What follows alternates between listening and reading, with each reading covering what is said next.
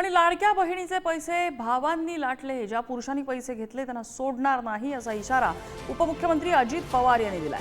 लाडकी बहीणचा लाभ 14,298 पुरुषांनी घेतल्याची माहिती समोर आलेली आहे।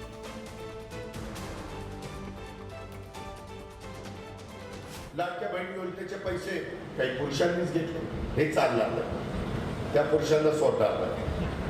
ते पैसे लाडक्या बहिणींकरता पण चुकीचं होत असेल तर ते थांबवलं पाहिजे, दुरुस्त केलं पाहिजे। या प्रकारे आम्ही तिथं जातोय।